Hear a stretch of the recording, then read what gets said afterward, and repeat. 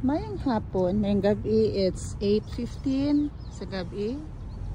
Amo na siya ang amon diri nga ginkatuan nga park. It's a civic center actually. Tapos lang kami watch ng concert at the park dito sa itong area dito. Tapos na kay until 8 lang sila. So mga bata nagkadto diri.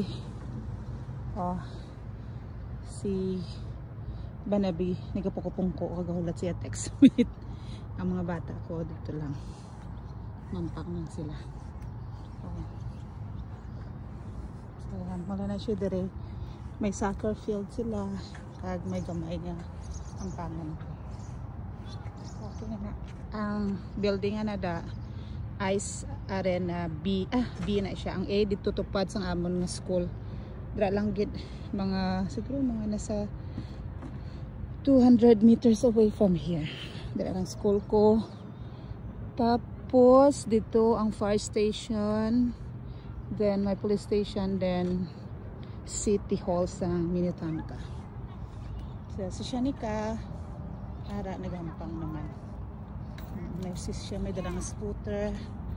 Aring free ng balloon kay nasa concert nila.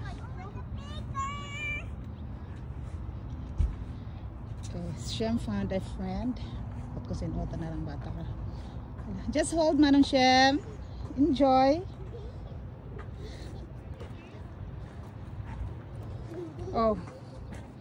And this is Shanika. And this is the place. Mommy, can I go inside in the belly? Baby unicorn. No. I will just hold this one. Inside the baby unicorn.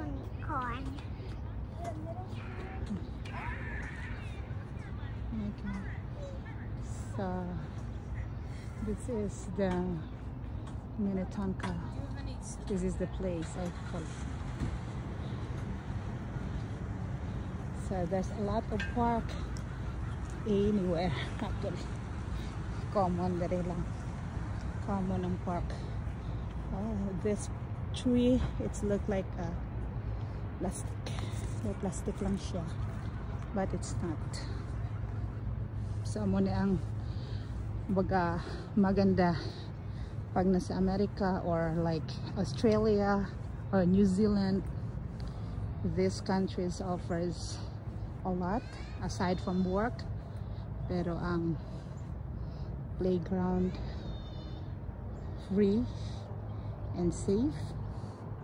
Sana all sa Philippines may amuna siya, no? Looking forward na may free park everywhere and na sige cellphone ang mga bata. Okay, that's all for today. Thank you for watching. God bless everyone. Bye. Oh, my daughter is calling me. Yes? Mommy kada mama day. Up. Say hi. Hi. Okay.